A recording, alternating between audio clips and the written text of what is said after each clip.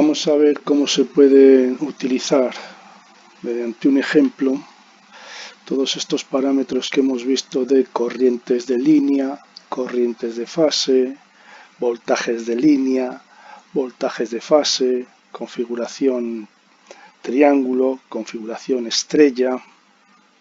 Bien, vamos a suponer esta instalación en la cual el generador está suministrando tres fases A, B y C a dos cargas. Una carga que está configurada en triángulo con su Z1, Z2 y Z3 exactamente iguales, y otra carga que está configurada en estrella, también con sus impedancias de cada una de las fases exactamente iguales. En este caso, la configuración triángulo, vemos que cada una de las impedancias de la fase vale 6 menos 30 grados. ¿Qué quiere decir esto? Bueno, esto implica que esta carga es capacitiva. Recordad que cuando el ángulo es negativo, está diciendo que estamos ante un circuito capacitivo, es decir, esto puede ser una batería de condensadores o incluso un motor síncrono trabajando como compensador de energía reactiva. Bien, este otro, configurado en estrella, vemos que la impedancia de cada una de las fases vale 3,25 grados. En este caso, positivo. Por lo tanto, esta carga es inductiva. Esto puede ser un motor configurado en estrella. Bien, por otro lado, las características que nos da para esta instalación es que el voltaje vale 115, 200 voltios, corriente alterna, 400 hercios. Bueno, este es la nomenclatura clásica que vamos a encontrar en el suministro en las aeronaves tradicionales. ¿Qué es esto de 115 a 220? De 200. ¿Qué me está dando? Bueno, me está dando dos valores, los cuales uno de ellos, el más bajo, representa el voltaje simple, es decir, el que encontraremos entre una fase y un neutro. Y 200 es el que encontraremos entre dos fases. Si cogemos una calculadora y hacemos la operación, veremos que 200 es el resultado de multiplicar 115 por raíz de 3. Como ya sabemos, los voltajes de la relación que hay entre los voltajes de línea y voltajes de fases, pues es precisamente esa raíz de 3. Bueno, 400 hercios es la frecuencia utilizada normalmente en la generación de la corriente trifásica en las aeronaves tradicionales. Bien, por último tenemos otro detalle que me indica para esta instalación que la secuencia es una secuencia directa, A, B, C. Bien, con todo esto vamos a ver cómo trabajamos con cada uno de los parámetros que hemos visto anteriormente. Vamos a determinar, por ejemplo, qué intensidad está suministrando el generador. Bien, para ello tenemos que ver estos 200 voltios dónde están aplicados. Esos 200 voltios los podemos encontrar entre AB, entre BC, entre CB, entre BA. Y estos 115 voltios, ¿dónde los podremos encontrar? Pues entre neutro y cualquiera de las fases, la A, la B o la C. Es decir, estos 115 voltios los tendré, por ejemplo, en la ZA, los tendré en la ZB, los tendré en la ZC. Ahora, entre este punto de la ZA y este punto de la ZB ya no tendré 115 voltios, tendré 200 voltios. En el triángulo, ¿dónde tendré 115 voltios? En este caso, en ningún lado, dado que aquí no dispongo de un neutro. Y dado que lo que tengo entre línea, entre fases, son 200 voltios. Por lo tanto, ¿qué es lo que voy a encontrar en el triángulo? En la Z1, entre sus extremos, encontraré 200 voltios. la Z2, entre sus extremos, encontraré 200 voltios. Y en la Z3, entre sus extremos, también encontraré los 200 voltios. Bien, una vez que ya tengo claro el planteamiento, lo que tengo que determinar es un punto de referencia, es decir, aquí no me dice que tome el voltaje con cierto ángulo o en cierto tiempo. Bueno, pues como no me lo dice, yo elijo el que yo quiera. Por ejemplo, decido que el voltaje A son 115 y lo coloco a 90 grados. Ya está, colocado. Lógicamente, secuencia directa, el voltaje B irá 120 grados en retraso respecto al A. Y el voltaje C irá 120 grados en retraso respecto al B. Ya tengo el sistema que he elegido yo. Podría haber elegido que la VA estuviera a 0 grados. Por lo tanto, la VB vendría para acá y la VC iría para este lado. Los desfases de 120 grados. Bien, una vez que he decidido una referencia, ya estoy condicionado todo el sistema. Aquí se acaba mi libertad de elección. O sea, yo ahora no puedo coger los demás voltajes como a mí me apetezca. Ya los he condicionado. De hecho, si el voltaje A está a 90 grados, el voltaje AB está ya condicionado. ¿Y cuál va a ser el voltaje AB? Bueno, pues va a ser la diferencia entre VA y VB, como hemos visto. Será un voltaje que estará a 120 grados y valdrá raíz de 3 veces el voltaje simple, es decir, valdrá 200 voltios. Ya tengo el voltaje AB. Ya tengo el voltaje que tengo entre esta línea y esta línea.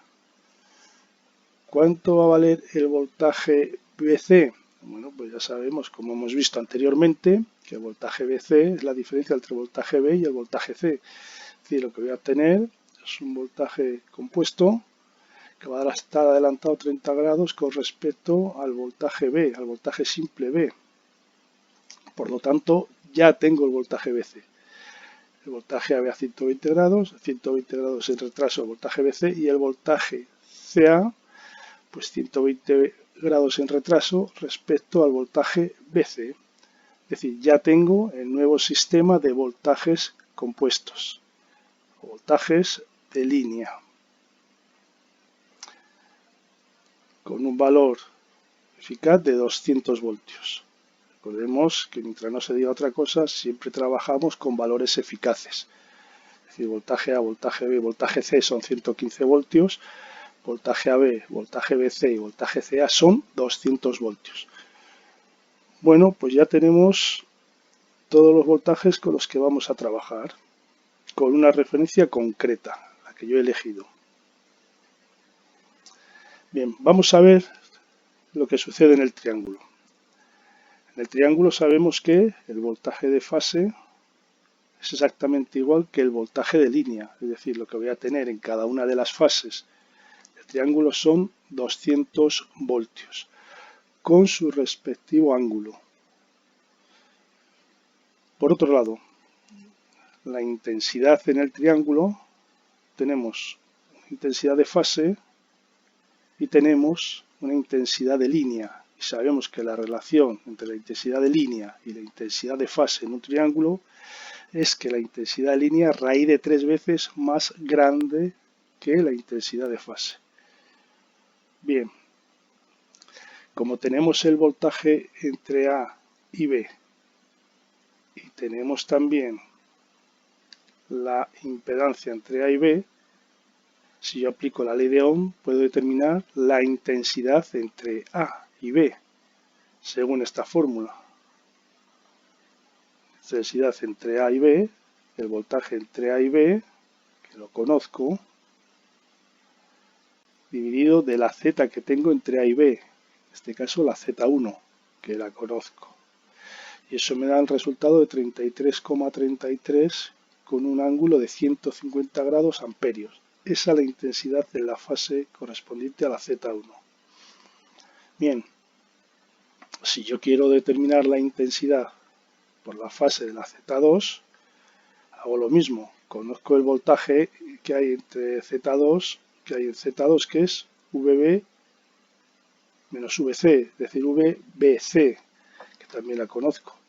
Y conozco la impedancia entre esos dos puntos, entre B y C. Por lo tanto, puedo determinar la intensidad BC como VBC dividido la Z2. Y eso sé que me va a dar el mismo resultado en magnitud, pero ahora el ángulo me dará 120 grados en retraso respecto a este. Y lo mismo podría hacer con la Z3, con el voltaje entre C y A. Tengo el voltaje entre C y A, tengo la impedancia entre C y A, por lo tanto podría hacer lo mismo y vería que me quedaría una intensidad con la misma magnitud y retrasada 240 grados respecto a esta que tengo aquí, o adelantada 120 grados respecto a esta que está aquí. Bueno, como he dicho antes, siempre vamos a trabajar con sistemas equilibrados. Aquí vemos que esto es un sistema equilibrado. Entonces, una vez que he determinado, por ejemplo, la intensidad entre A y B, la intensidad entre B y C, sé que va a ser exactamente igual que esta, pero retrasada 120 grados respecto a ella. Y la intensidad CA sé que va a ser exactamente igual que esta, pero retrasada 240 grados respecto a esta, o adelantada 120 grados respecto a ella. Por lo tanto, lo puedo poner ya directamente. Con lo cual obtengo las correspondientes intensidades de fase en el triángulo. Bien. Me interesa saber ahora cuál es la intensidad de línea del triángulo. Bueno, aquí tengo el dibujo, un poquito más con más detalle, con las intensidades. Y entonces lo que tengo que hacer ahora es aplicar Kirchhoff a los nudos. Así que en este nudo tengo una intensidad de línea A, que es la que tengo que determinar. Sé que tengo una intensidad entre A y B, y sé que tengo una intensidad entre C y A. Bueno, pues aplicando Kirchhoff a este nudo, yo digo, determino primero o elijo primero si las que entran son positivas o son negativas. Elijo, en este caso he elegido que las intensidades que entran al nudo son positivas, por lo tanto la intensidad A entrante al nudo A, positiva. La intensidad AB sale del nudo A, por lo tanto negativa. Intensidad AB negativa, que es la que calculé aquí anteriormente. Y la intensidad CA, intensidad que va de CA, pues entra al nudo, por lo tanto positiva. Y eso, como me dice Kirchhoff, lo igualo a 0. Y aquí despejo la intensidad A. Entonces la intensidad A, haciendo la resta, me da este valor, 57,72 con un ángulo de 120 grados amperios. Ojo, recordar que para sumar y restar complejos, lo que me conviene es pasar, aquí lo tengo en forma polar, cada una de las intensidades. Entonces me interesa pasar de forma polar a rectangular. Lo mismo con la otra intensidad, de forma polar que la tengo aquí a rectangular. Entonces hago la diferencia entre las partes reales y será la parte real del resultado. Y hago la diferencia entre las partes imaginarias y será la parte imaginaria del resultado. Luego eso que está dado en forma rectangular lo convierto a forma polar y obtendría este valor que tengo aquí. Bien, pues ya tengo la intensidad por la línea A en el triángulo. Puedo comprobar que efectivamente 57,72 es raíz de 3 veces más grande que 33,33. Bien, al igual que antes, puedo hacer lo mismo ahora con el nudo B. Es decir, intensidades que entran al nudo B positivas, intensidades que salen del nudo B negativas. Y con eso, como ya tengo las intensidades de fase, determinar la intensidad de línea. Y lo mismo puedo hacer con el nudo C. Entonces, puedo comprobar que efectivamente los valores de amplitud son exactamente iguales y lo único que varía es desfase. Esto lo podía haber hecho ya directamente partiendo de aquí. Si la intensidad A vale esto, la intensidad B va a valer exactamente igual que esto, pero con 120 grados en retraso. Es decir, si este está a 120, 120 grados en retraso será 0. Y la siguiente va a valer exactamente igual que esta, pero retrasado 120 grados con respecto a esta, por lo tanto, menos 120 grados. Bien, ya tengo las intensidades, todas las intensidades que están que intervienen en el triángulo, sus intensidades de fase y las intensidades de línea. Bien, daros cuenta que para los voltajes en las fases del triángulo he utilizado los 200 voltios, porque es lo que tengo en la línea. Y el triángulo está conectado cada uno de sus fases a la línea. Bien, vamos a ver ahora lo que sucede con la estrella. Estos son los datos de los que partían. En la estrella vamos a tener ahora pues intensidades A, B y C que van a la estrella. Recordemos que en este caso, en la estrella, la intensidad de fase es exactamente igual que la de línea. La IA es la que va a pasar por la ZA, por el bobinado ZA. Bien, ¿cómo podemos determinar esta corriente? Bien, si tenemos este voltaje, la ZA, y tenemos la ZA, aplicando directamente la ley de Ohm, puedo determinar la intensidad por esta fase, que es la intensidad de la línea. En este caso, lo que utilizo son 115 voltios, es decir, el voltaje simple, porque es el voltaje que tengo entre este punto, que es el neutro, y este otro punto, que es la fase. Por lo tanto, utilizo los 115 voltios. Y a 90 grados, porque fue lo que yo elegí, los 90 grados. De hecho, fue el primer valor que elegí. Todos los demás han estado ya condicionados a esta elección que yo hice.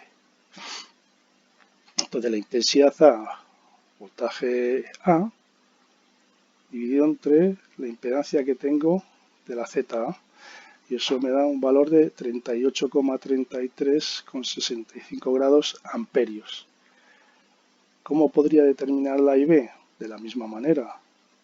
Sería 115 voltios aquí, ojo, pero ya no serían 90 grados. Esto en la fase B sería menos 30 grados, es decir, tendría que aplicar esto, 115 menos 30 grados, dividido de la ZB, y obtendría este valor que tengo aquí.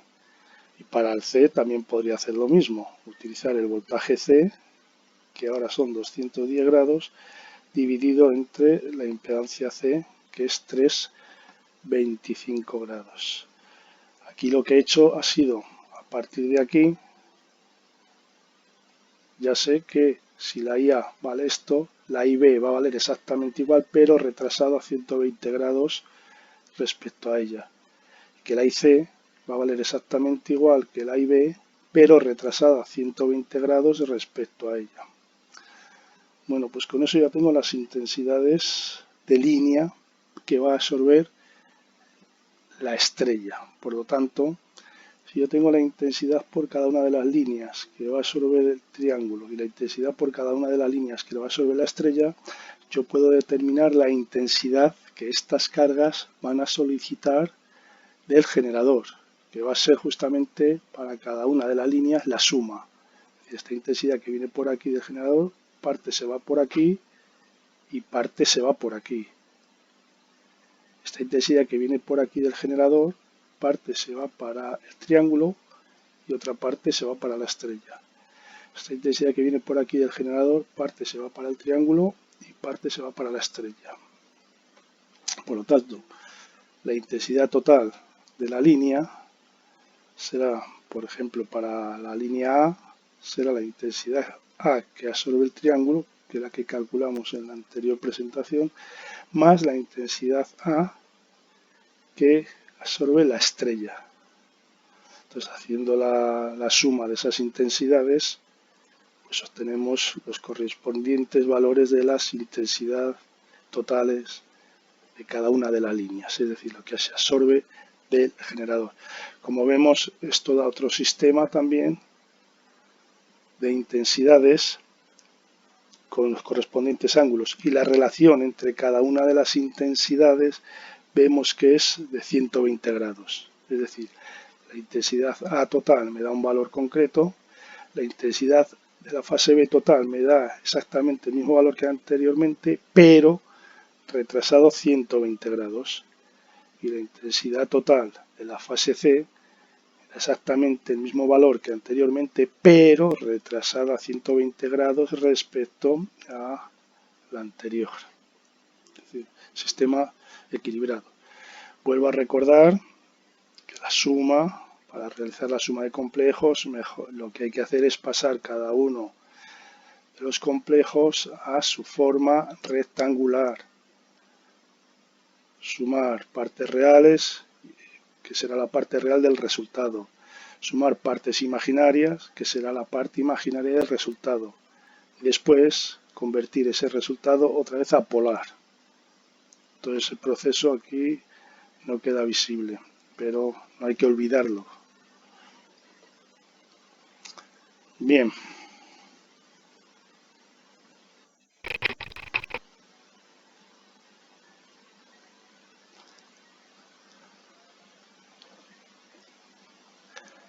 Seguimos partiendo de los mismos valores anteriormente y vamos a ver qué pasa con las potencias.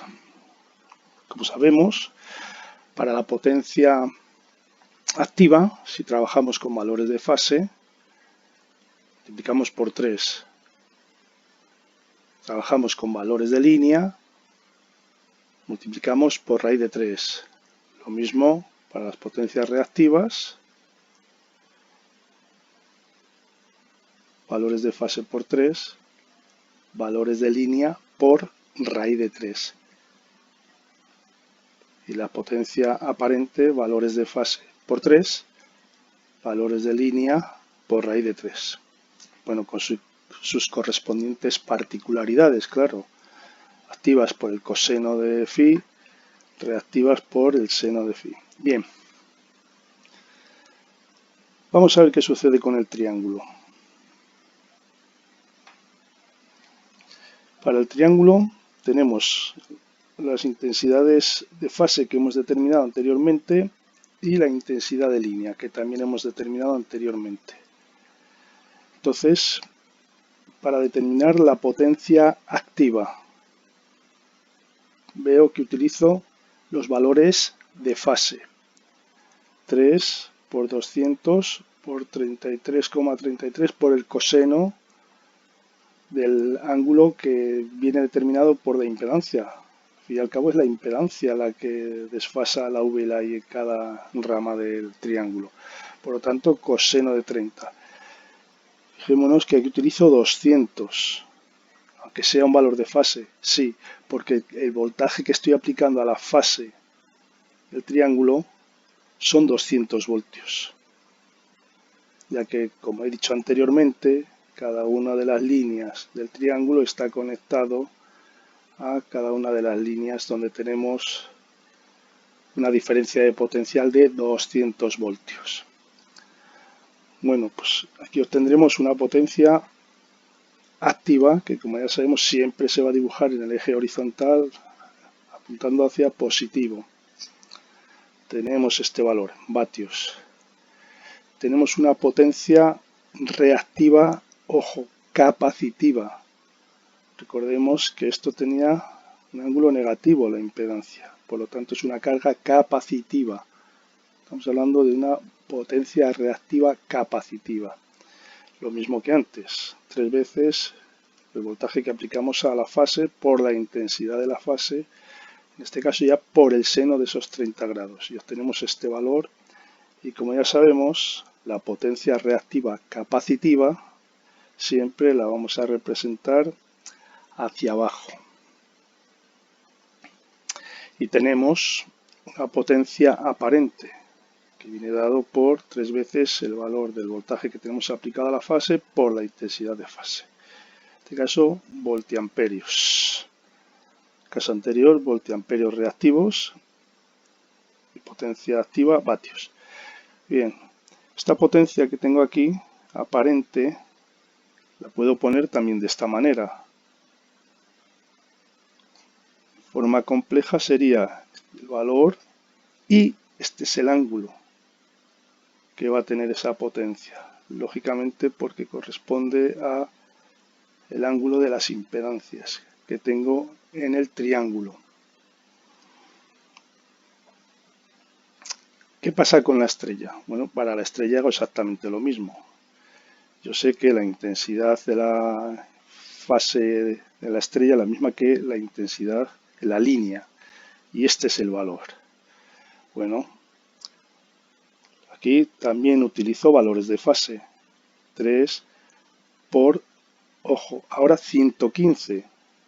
Porque lo que tengo en la fase de la estrella es, por ejemplo, para la Z neutro y donde está conectada ese terminal de esa fase, en este caso la A. El voltaje que estoy aplicando en esa fase son 115, por lo tanto utilizo ahora los 115. Mirar la diferencia con el caso anterior. Simplemente hay que fijarse en el conexionado de uno y otra carga. Bueno, pues en este caso para la estrella utilizo los 115, utilizo el valor de la intensidad de fase y utilizo el ángulo del elemento que va a producir el desfase. Son las impedancias que tengo en la estrella. Bueno, pues como en el caso anterior, la potencia activa efectivamente sentido positivo horizontal. Para la potencia reactiva, ahora debo fijarme que son 25 grados positivos. Por lo que quiere decir es que es una carga inductiva.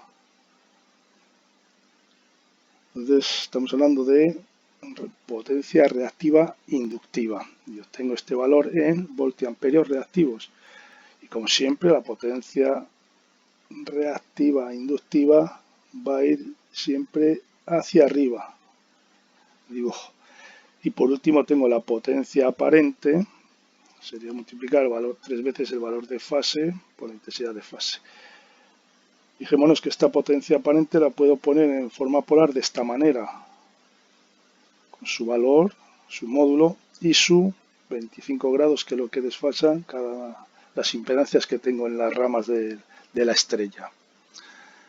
Bueno, pues la representación de este sistema, de todas estas potencias, para ver cuál es el consumo de toda la instalación, pues sumaría directamente las potencias activas, obteniendo este valor. Por otro lado, sumaría las potencias reactiva inductiva más reactiva capacitiva, que en este caso lo que se convierte es en una resta. Recordemos que una apunta hacia arriba, la inductiva, y otra apunta hacia abajo, la capacitiva. Se convierte en una resta. Sería este vector que tengo aquí. Y ya la suma de esa potencia activa de toda la instalación más la potencia reactiva de toda la instalación, pues me dará la potencia aparente que consume toda la instalación con su correspondiente desfase. Es decir, aquí lo que puedo ver que efectivamente esta carga desfasa 30 grados y lo que puedo ver es que esta carga desfasa 25 grados. pero el resultado final, el desfase que vamos a tener entre las Vs y las Is de todo el conjunto, pues van a ser 8,56 grados. Este es el desfase de toda la instalación. De aquí tendríamos que sacar el coseno de phi, es decir, el factor de potencia de esa instalación. Bien, podríamos haber utilizado otros mecanismos. Si recordamos cuando veíamos teoría de circuitos, por ejemplo, en el triángulo tenemos una impedancia que es 6 menos 30 grados. Si eso lo paso a forma rectangular, resulta que esta impedancia lo que tiene es una resistencia de 5,19 ohmios y una reactancia capacitiva de 3 ohmios. Por cada una de estas fases va a pasar una intensidad de fase y va a pasar por los dos elementos. La R y la XC están en serie en esta Z. Esa intensidad va a pasar por los dos, la misma intensidad. Entonces, si yo calculo la potencia para una fase, será la resistencia, los 5,19 ohmios, por la intensidad que pasa por esa fase, que recordemos era de 33,33 al cuadrado. Eso me da 5.773 vatios. Es decir, para el triángulo tengo una potencia activa por fase de 5.773. Para una de las fases. Si yo eso lo multiplico por 3, ya que se trata de 3 fases, pues me estará dando el valor que tengo aquí, 17.318. Lo mismo puedo hacer con la Q por fase. Yo sé que la XC, o sea, como la intensidad va a pasar también tanto como por la R como por la XC, bueno, pues sería la XC por la intensidad que circula por esa XC, por ese condensador al cuadrado. Serían los 3 ohmios por la intensidad de fase, que son los 33,33 al cuadrado. Y eso me da este valor para la potencia reactiva por fase. Si yo multiplico este valor por 3, pues lógicamente lo que me tiene que dar es toda la potencia reactiva de esta carga trifásica. Bueno, lo mismo puedo hacer para la estrella. Puedo analizarlo de la misma manera que he hecho antes. Dividir esta impedancia, sus componentes, y obtengo que son una resistencia de 2,72 ohmios y una XL positiva, por lo tanto XL de 1,27 ohmios. Todo lo mismo que antes. Sé la intensidad que circula por cada fase y esa intensidad es común para la resistencia y para la XL.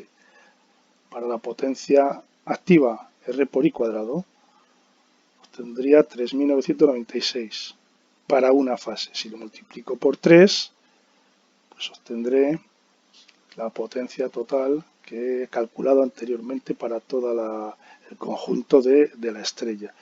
Y lo mismo si lo que quiero determinar es la potencia reactiva por fase. En este caso, como es una reactancia inductiva, por la intensidad que circula por ella al cuadrado, pues obtendré la potencia reactiva por fase. Si eso lo multiplico por 3, obtendré el valor total de la potencia.